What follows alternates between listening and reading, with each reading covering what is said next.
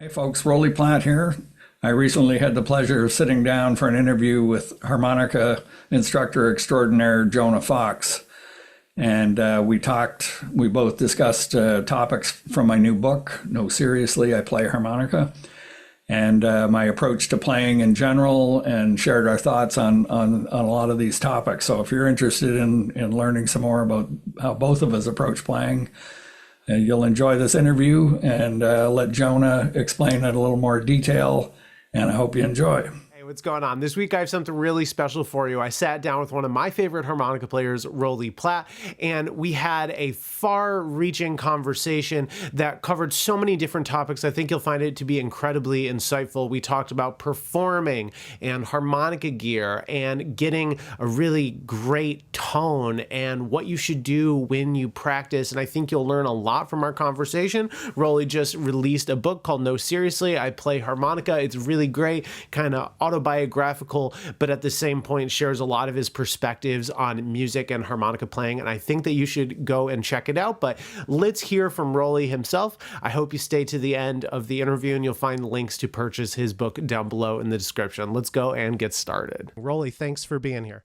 Thanks, Jonah. I appreciate you having me on your podcast. So I just want to acknowledge right off the beginning, when I started playing the harmonica, I wasn't a harmonica player to begin with. I was a guitar player. And when I got into harmonica, I was like, is this a serious instrument? I don't really know. Do people take this seriously? And it was actually one of your videos, your cover of Somewhere Over the Rainbow just blew me away. And that was actually one of the moments, personally, I was like, oh, this is a real thing. Like, people are doing this in a masterful way. So I just want to interrupt you. I was going to interrupt you when you said you went from guitar to harmonica. I'm thinking, okay, there's some kind of mental problem here. Yeah, I mean, it's funny. So you talk about, right in the very beginning of the book, you're like talking to one of your guidance counselors, and he's like, what do you want to do? I want to be a musician. What do you play? Harmonica. Okay, good luck with that, kid. What has your experience been with, how people take you as a harmonica player? It's kind of niche, this thing that we do. Have you? Very much so, yeah. I mean, it circles. I mean, even within the music business, it's got a bit of a stigma attached to it. But out in the general public, you go to a party or something, and somebody's a bank manager, this other person's a fireman. What do you do? And I play harmonica, and I do it tongue in cheek because I know it's. I know the reaction. I mean, most people are polite about it, and, sure. and think it's quite interesting. Yeah. More out of really. It's like telling somebody you're a, I do a high diving act or something at the circus. Oh, yeah. It's probably more interesting than it is anything else, but. Yeah, in my experience, when I go up on stage, right, people are like, whoa, I've never heard a harmonica player like that before. I mean, so it's kind of funny, like people don't take it super seriously, but at the same point, it's easy to kind of blow people's minds because they've never heard it before, right? Yeah, I was just speaking to a student about that you don't have to be particularly good to get on stage and get a good reaction from the audience. And people just like it, I think as a general thing. I liked it from the beginning because it's the sound of it, and it's a little bit like the human voice. It's exactly. It's cool because it's small. It's just it's a neat instrument. It's a very neat instrument. Awesome. How'd you get started with the harmonica? Where was the impetus for like, I'm actually going to learn how to play this thing?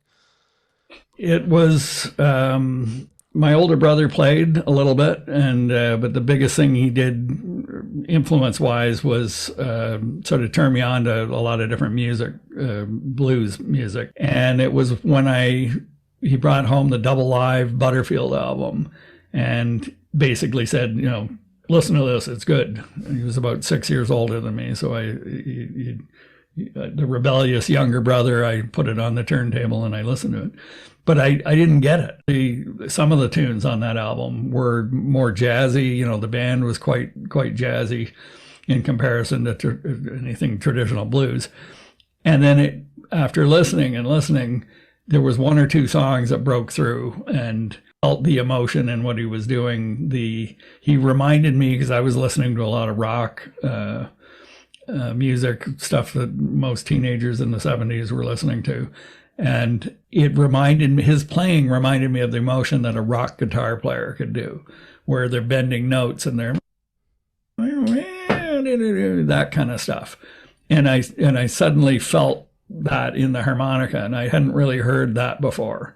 And I still think he, it kind of introduced that direction in the harmonica world that, that hadn't been until that point. Sure.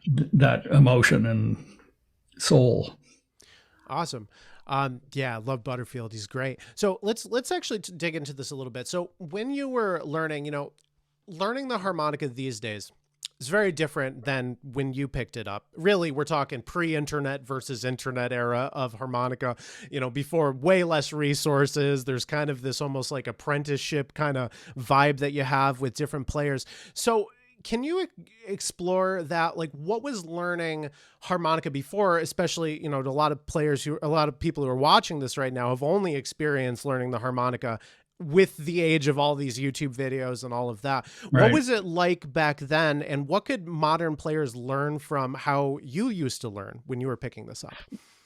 We didn't even have harmonicas back then. We just had to pretend we were playing. For me, because like you said, I not only learned in that era, but most of my career was spent sort of during that time. And now when I watch people learning how to play, I'm like, really? That's how you're doing it? It's great. In so many ways, it's great. For me, it was, like you said, it was all by ear. I don't know any music theory. There's most of the players that I would run into didn't really know much theory at all. You would buy albums, you would learn from listening over and over and over again, put the turntable on and sit there and play. You're always playing. That's one of the things I stress in the book, is that, it's a bit of a slow way to get from A to B at times, but while you're walking that distance, you're learning, you're hearing things in the music. All these things have to take place, as you know, with any instrument, have to happen sort of simultaneously. You have to be able to play in music. And one of the things that method of playing along to albums, I'm playing with some of the best players in the world. I'm playing in grooves, all these different feels and different players who play differently. And I'm not thinking about it, but I'm absorbing what they're doing and reacting to what they're doing. And the other component was the going out to clubs and back. I lived in Toronto at the time in Canada, and I would go out to clubs when I was 17, sneak out from school, before I quit school. And just see bands, 6 nights a week, because the bands played. If you had a gig, you played from Monday to Saturday, and sometimes even twice on the Saturday. So you'd get to see, there was a pretty good blues scene in Canada, in Toronto. And yeah, you go out and see, but it wasn't like the internet where everybody, here's my amplifier and here's every setting and here's every technique that I use all laid out on the stage for everybody to pick up and walk away with. It was, you have to get to know the players. You have to be welcomed into their little world, which is just the way things are, in the world, or jump into a conversation like you do online now, or you ask a question and some of the greatest players in the world will answer your question. What? There was a lot more of sort of earning that respect, the mentoring aspect. If you were lucky, you might get one or two players that would kind of help you out, or at least get you up to play, which was the biggest thing they could do, I think, to help you out, was let you walk on stage. So that's a whole nother world. Like playing at home is one thing, and lessons online, all great tools, but you step on stage and it's like, training to be a boxer on a heavy bag at home, and then your first fight is like a big fight somewhere.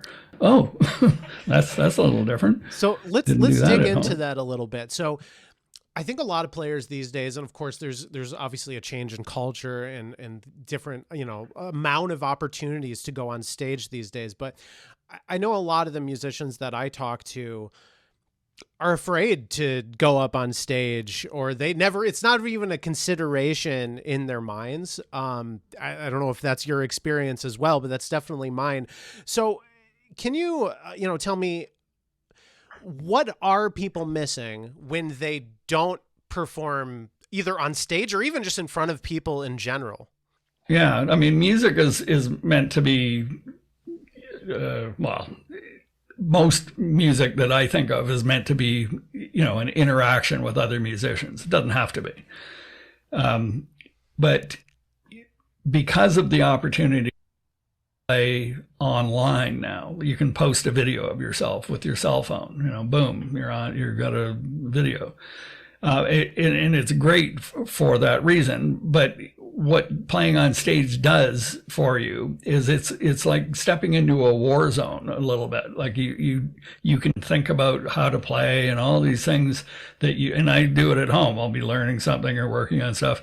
And then you get on stage and it's happening in real time. And suddenly you realize the band doesn't sound anything like the record you were practicing to. The drummer's not playing what he's supposed to be playing. You can't hear. The guitar player is too loud, or you're not loud enough, or whatever. All these elements come into play, and it just sounds completely different than you're used to. And it's loud. It's really loud sometimes. And you have to sort of, what you were playing at home doesn't quite fit the way it doesn't sound the same. So now what do you do? So that experience of having to pay attention to what's actually happening in real time, not just, working stuff out, but what do I do right now? Because I'm standing here. And you learn the hard way, trial by fire, to adapt, to go, what, I need my own amplifier next time, or, all the technical aspects of it. And every band is different. So you learn how to watch what's happening in real time on stage, the cues that people give, how some, less than professional bands tend to not pay attention to some of that. And it's not really a good training ground. I mean, it's good training ground because you have to survive. So that's good. But when you're with a great band, they know maybe you're new, you're a guest on stage, and they will cue you for certain things. They're aware that you're waiting to find out, what am I supposed to do? So it's all those elements that, and it's different in every situation. And that's the other component to it. Every stage is different as far as the sound and that type of thing. Yeah. So a lot of what you're talking about, just being honest, it sounds like a lot of stress. I mean, I'm a performer too. I totally understand what you're talking about, right? But let's take this from a different angle. You've been, you got a whole book of stories here from your whole career as a harmonica player. What has, facing this challenge of performing, done for not only your growth as a musician, but also your growth just as a human on an emotional and spiritual level? Yeah. I mean, so that was that's the bad news, I guess, getting up to play with a band. Perhaps I painted a bit of a dark picture. It's just, I think that's what people are afraid of, a bad experience with it when they first get up. And it's like, I don't know if I want to do that. I'm nervous, Yeah. That goes away, and you start to feel comfortable. When I first started, I felt so out of my element. I'm an introvert by nature, so standing on stage is like, okay, and you realize everybody's looking, and you have to get over that, and really you get over it by just forgetting yourself a little bit and paying attention to the task at hand. But once you're used to that a little bit, the gift of, and have an audience actually sit and listen to you, or at least some of the time, is really rewarding and the reason that we all play. I mean, that's the reason that I played in the beginning, and still do. I was going to say at the beginning. It's totally about that for me. You realize, and I think the longer you play, the more you realize that it's a gift. And I don't mean a gift like, oh, I'm gifted. I mean, it's literally, it's a gift to be able to do it, like, and have people enjoy it, to bring joy or bring, some excitement to them, or just like they go, man, that was so good. I don't know what else I can say about it. It's just, performing for people is very rewarding. Expressing myself for myself. And we'll get into a bit of that with the book, that was a different lane for me and a different level of expression. I've always had the music expression through harmonica. The book was like on a different level. So that's kind of neat as well, having that secondary sort of expression, but it's really about emotional expression for me. Gotcha. Yeah, no, I very much agree with you. Now, let's say, you got up on stage all the time. What have you learned in your career of being a performer on harmonica about being a better player on stage, about being a better member of the team of a band? Yeah, that's what I've spent most of my career doing. And I learned it. I jumped full-time band at 18 years old. I've been playing for about a year and a half. And I just started playing full-time with them. We hit the road around Southern Ontario. What I learned right away was some of the basic stuff, talking about things you learn on stage or playing on stage versus at home. That's a huge part of it, is how to be a good sideman. I was also told right away about, mentioned in the book about, it's like a team. You're a team member. And like any team, you work together. And not, there isn't one person that gets all the glory or whatever. You kind of share the spotlight and everybody gets a turn with the ball. That's what it was explained to me, because I didn't understand when to play, when not to. And I know in hindsight, I'm sure I played over top of some people's fills and things. Solos are a little more obvious. So you learn those types of things, when to play, when not to. And harmonica, like a few other instruments, it's more of a lead instrument. You have to be very careful. And I learned early on, in general, don't play over the singer. He likes it when the harmonica player is playing while they're singing. At least certainly not playing a lead type of thing. There are things you can do that will fit underneath, but you have to think differently about it. So stuff like that, the basic sort of, how do you work as a team? For sure. It's very easy to step on people's toes with this instrument, especially because, I feel like getting up on stage, it's a little bit of a power trip, right? And you got to rein yourself in a little bit. It's not that easy to do. It's not, I don't think most people's kind of default action. And you want to, people's natural, out of nervousness, they want to be able to show that they're already scared that they're not going to sound good. So they want to sound as good as possible. That's the whole idea. I learned early on, I think instinctively, to play for the band members, to make a good impression on the band. And that meant playing less, at times. As I'm saying this, I'm thinking of people that had me up on stage when I first started, going, what, really? You think you played less?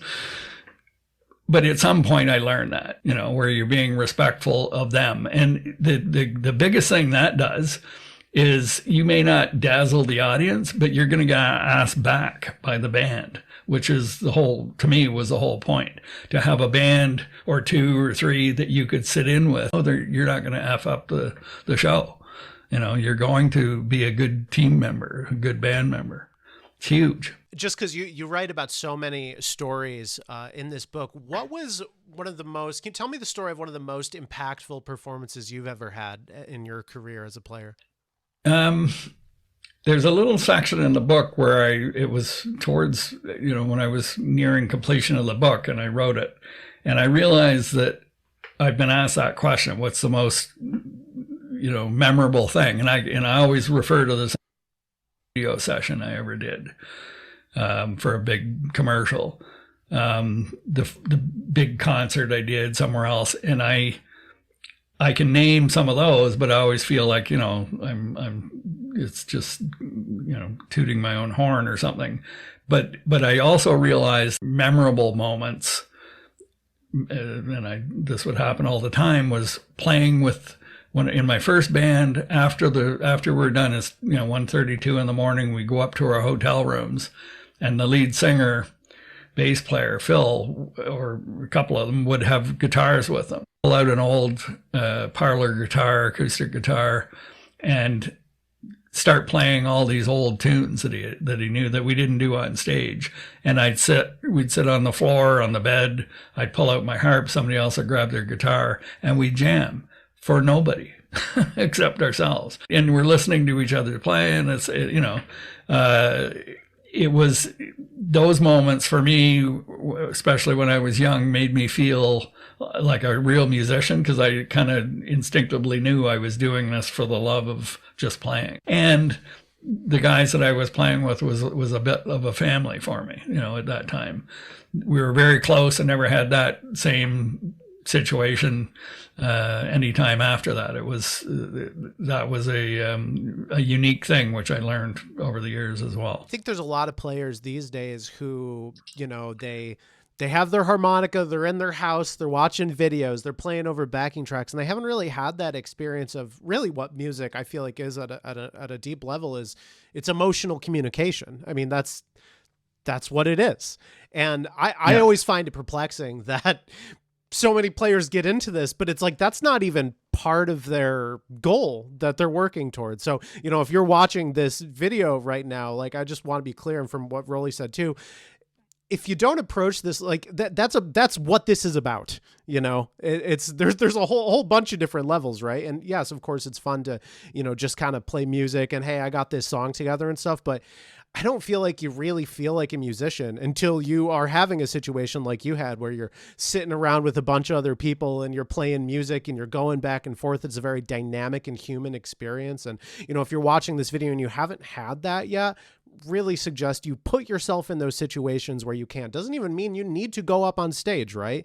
It's just, this is a way to connect with other people. And I think a lot of players kind of diminish the importance of that. And I just want to state right now, it's a big deal. It's a big deal. It is a big deal. Yeah, exactly. There's different ways I suppose, to do it, to find people in your neighborhood or area that you can jam with. And, hopefully it's with the right people. And I mean, those situations can be a bit discouraging too, because there's egos, and there's guys that you're playing with, people that have never done what we're talking about, where they've never been on stage either. So you can get some bad stuff happening, but somehow you should be able to seek out the opportunity to play, even if it's maybe going to a workshop, where that's probably a great type of thing, because it's set up, with the right attitude and the right encouraging type of thing. But in the end, like you said, it's about learning to express, learning to work with other, exchange, and play with. It's one thing to rehearse something and sort of execute it, but just, that little bit of eye contact or body language that you get on stage, where the people are probably going, how did he know it was going to do that in the song? And it's the guy moved his head like this, It's enough, right? When he does that, that means it's going to the chorus, or he went like, like this, those little nuance things that you just, or the drummer does an extra beat somewhere and you go, oh, it's going to do this now. My whole thing, and I teach it as well, is you have to enjoy playing, or you're not going to do it. Like, you can you could do it the other way, where you just, okay, I got to learn this and I got to learn that. The thing you want to encourage the most is having fun while you're playing, because it's not going to feel like work, and you're still practicing, whether you realize it or not. You're still absorbing rhythm and all those things I mentioned, playing along to tracks. And yeah, I find in my experience, I've been working with students for years, and I have a program where I find that a lot of people really do lock into that I'm learning. I got to do this riff. Oh, it sounds like garbage. I'm a terrible person. You know, it's like all these the mind spirals, right? Yeah. What should people do differently? How should they approach practice differently? How should they approach their relationship with actually enjoying this instrument? So they can get to a place where they're like, I enjoy playing, and that gets them to stay with it in the long run. Because I think a lot of people struggle with that. Yeah, and I think you have to give yourself permission to play as in like a child playing. It's a crucial part of any of this, of any creative field. But you have to give yourself permission to make mistakes, to explore, right? I talk about it a bit in the book because I thought, God, seems so obvious that people are going to think it's why even bother mention this stuff. But your environment of where you're playing, you want to be able to play freely without feeling like, people are listening, or, I'm embarrassed to try this because I'm in a house and I don't want to turn it up too loud. I mean, sometimes that's all you have, and that's fine. But if you can create an environment where you can just go effing nuts in your little room, like, soundproof room, whatever you can, in your basement, go somewhere where you can experiment without the worry of anybody judging you. Because that's one of the barriers is people feel like they don't want to make mistakes. They're trying to learn a specific thing. You've got to stay within the guardrails here. And no, you don't. You don't have to do that at all. You want to try and execute the exercise. If that's your goal, try and do that. But then start messing with it. It's Play-Doh. This is, everything that we practice can be twisted into a million different things. And that's the playing part. And that's the part that we want to nurture. And like I said, the environment is a big part of it. Let's say I'm trying to sing, which is not my comfort zone. I got to work at it, and so when I do, I'm aware she's listening. Oh God, I better sing well. I don't want to. I shouldn't have to do that. That holds me back from doing what I'm talking about. Where I had that freedom. I was very fortunate when I was starting out that I had the freedom. And I never felt restricted that way. I used to buy pedals, try and experiment with sounds, and trying just experimenting with tons of stuff. It's a huge part of it. And if you can give yourself permission to do that, then you start getting in tune with that little creative part of you that goes, hey, I'm going to do this. Oh, so and so didn't do that. Ooh, Yeah. I think the point of having an environment where you can really like let loose and you can bring the volume. I think a lot of people really underestimate how much volume matters and how you feel about this. A lot of people really shy away from letting it really crank, like hooking an amp up and, doing all that. And, it really does change things. I remember at one point I was living in an apartment and the landlord lived on the floor above. Right. And I didn't play harmonica at the time. I was a guitar player and I was a songwriter. That's what I spent my time doing. I was writing songs. And one day he busts into my apartment and he's like, I'm going to smash that effing guitar. And he thought the whole time for months on end that I was singing songs about him, of like how he's a terrible person and blah, blah, blah. Right. And I got to say though, after that, can't say I really let it go very much. It really makes a difference. That's great. All right. Let's talk about actual harmonica playing, technique and tone. A lot of players, when I talk to people, feel like their playing is very kind of plain and pedestrian, and they're looking for that extra little bit of secret sauce, whatever that is, to make their playing great. What advice do you have for players who feel like they kind of can play this thing, but they don't sound like the pros? Yeah, good question. A whole bunch of things. One is playing with authority. So whatever you play, whatever notes you play, I'm not throwing away any notes and that's something that I sort of tried to be aware of when I was younger, was whatever I played, I wanted to make sure that it was intentional. Play with intention. Just pay attention to every note you play and how it sounds.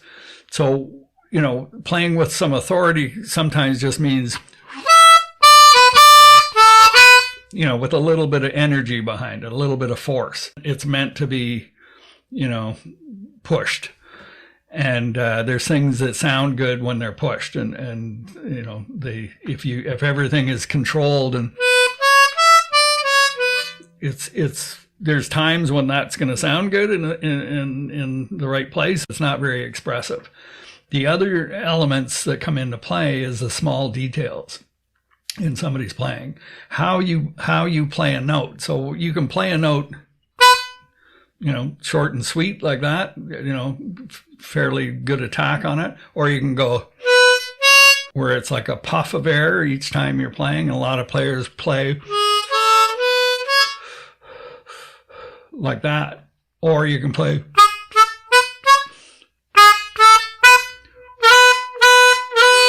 that little scoop going into the note. When you're playing, you don't hear them, but if you were to remove all those elements, it's dry as a bone. It just doesn't do anything. So those are I was going to go back to just how you play a note. Finishing that last note. The last note is the last thing people hear, especially if you're playing, phrases, which is another element to sounding good.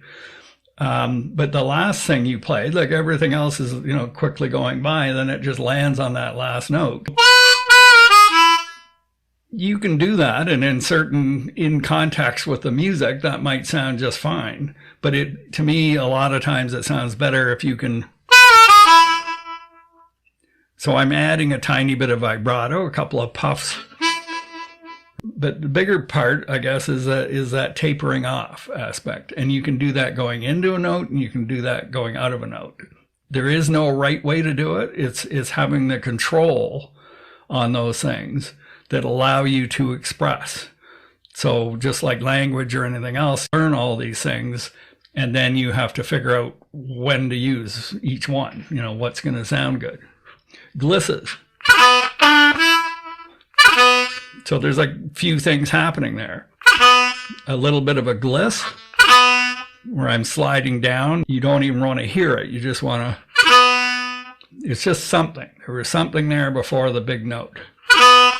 I'm hitting that note with authority. And that double bend on two, it just sounds intentional when you put it all together.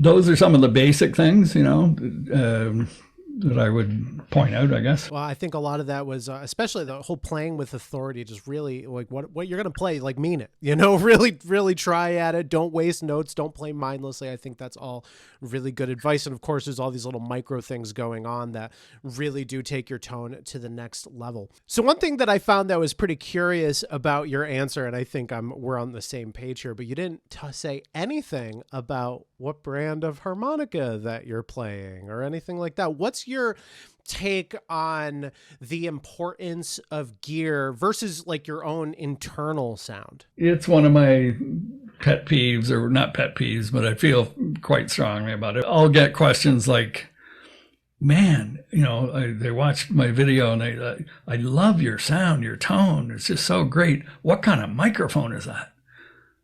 And I always going, it depends on why you're asking. If you've got 4 mics or whatever, and you think you might like the one I've got, I'm happy to tell you that's not a secret. But usually I'd say 90% of the time people ask that, especially following the statement, I really love your sound. What amplifier is that? The equipment is not going to give you that sound. The sound, we've all heard it from various players and things like that. The sound comes from the player. Does gear matter? Of course it matters. It matters, but it only matters if you have some, some of the other skills together. And I do believe, and I did it myself. There were years where I didn't have the money to buy any fancy gear or vintage stuff, even a tube amp, a little practice amp that was terrible for really, but it had some distortion. It's the same technique to get that thing to sound half decent. Took exactly the same technique as a really fine old tube amp would. It's the cupping of the mic. It's the how you play the harmonica itself. You're like, people say, well, you have to have good acoustic tone, and then you can do that through an amp. I think there's two stages. You need good acoustic tone, just to be able to play the notes solidly and with authority and tone. But then you need to adapt that technique, because guys that have never picked up a microphone into an amp and their first time playing through it are not going to sound particularly great at it. There's a technique you do acoustically and making that come out the amplifier. And that's a listening process. That's listening to the amp that you're playing through, not the amp that, somebody said is going to be good. You have to do it through the mic and the amp you're playing through. Listen to what it does. What happens when I open and close my hand? What happens when I cup it, completely seal it up? Does it get too weird sounding? All those things you have to learn with whatever piece of gear you're doing. And it's that experimenting that gives you, will improve your tone. What type of harmonica I play, I'm a Seidel endorser now, endorsee.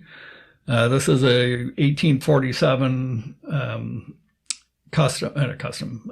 classic with the wood comb, which this is my favorite out of the steel reed versions they have.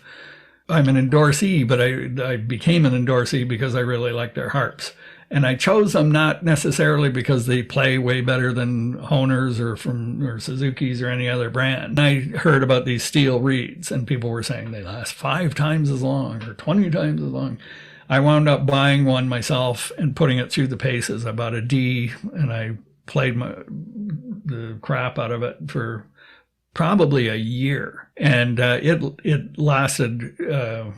it probably lasted 5 times as long as one of my regular harps. I'm convinced these last significantly, whatever that is, like way longer than a regular harp does.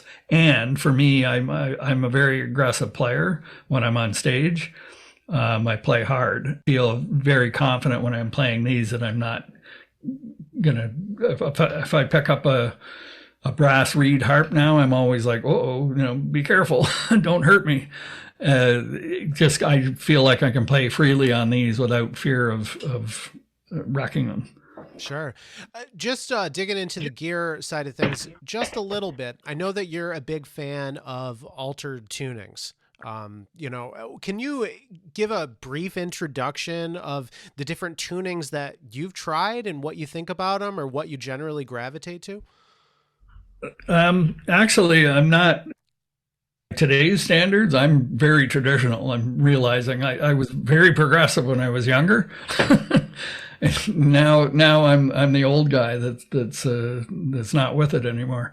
I'm very simple in my choice of tunings. Probably because I'm a slow learner with new things. What I find on any kind of new tuning or whatever it is, something different like that, is I need to be so comfortable on that setup of where the notes are that I feel I own it. It's internalized, and I can get on stage and just play freely, because that's basically how I'm playing every night. I'm not memorizing things really. I'm improvising 90% of the time. And I need that freedom of when I go up there, I know what note that's gonna be, what it's gonna sound like. So I keep it as simple as possible. One tuning that I came across when I was probably 21 was what is now called country tuning.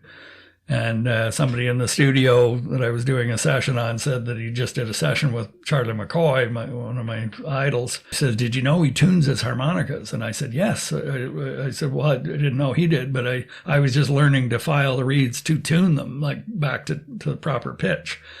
And I said, yes, I'm learning to repair them like that. And he goes, no, I don't mean repair them. He tunes them to a different note. And I go, really? I said, what note? He goes, I don't know.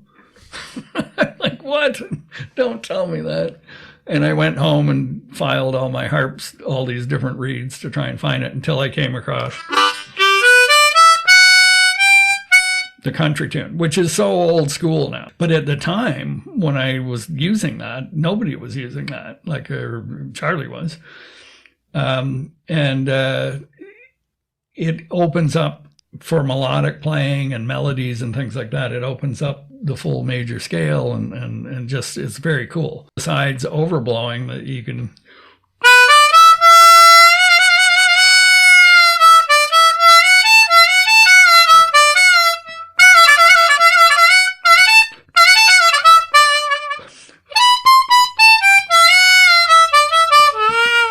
the other one is simply filing the 7-hole draw down a semitone.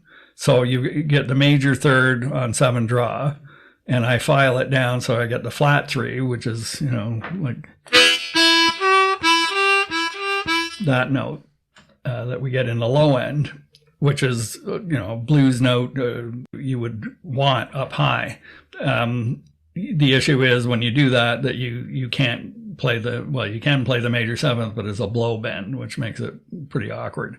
So you lose all these things. You gain something, and sometimes you lose a little bit as well. But that's one that I will use for certain songs. And there's some cool things, again, with that tuning, just because of the nature where the notes are lined up beside each other, that you can do that you wouldn't be able to do with an overblow. And you can play, it's just different.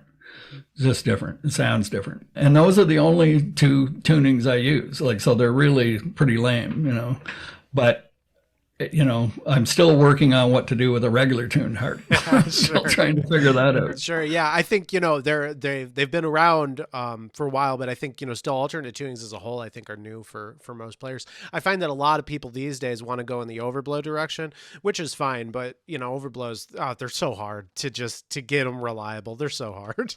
Not impossible, obviously, but glad to hear that. Yeah, for sure. Well, you have a lot of great wisdom in this book about harmonica playing and a lot of amazing stories. So I'd like to just wrap it up with this. For the harmonica player these days who's struggling to really get a grasp on this thing, what advice would you give them? Play the tracks, copying, listening, using your ear to be your guide. And to play with passion. It doesn't mean emotion out of context emotion, because that's just as weird. It's even weirder. You want to play with the appropriate emotion for the song, and don't be afraid to try and figure out what that is. And you don't have to play a lot of notes, but you do have to be very intentional and so you need some technique to be able to execute what you're feeling or what you want it to sound like. Absolutely. And, thinking in terms of musical ideas, I guess that's one of the turning points for me that happened, where I realized I can start thinking like a composer. I mean, I'm not really, it's sort of in that direction where I'm actually trying to think of musical ideas or little phrases. The same way a comedian might figure out a way to turn a phrase that make it funnier. Here's a better way of saying that. That makes it funny. The joke could be the same, but the fact that he told it that way, is going to make all the difference in the world. And that, I think, is the same with music. You can start to think of, listen to music that way. Listen to what's happening in the music with these great players and singers. And most of the likable stuff that you hear isn't complicated. Complicated is impressive, but it's not necessarily likable the same way or emotionally moving. That's great advice, Roly. Thank you for sharing that. And I think that if you are interested in Roly's perspective on harmonica playing, definitely go check out his book. It's full of a bunch of really great stories and more of the ideas and insights that you've heard today. So if you want to go check this out, you'll find links down below in the description, and also put a link to Roly's YouTube channel. Roly, thank you so much for joining me today. Thanks so much. Much appreciated.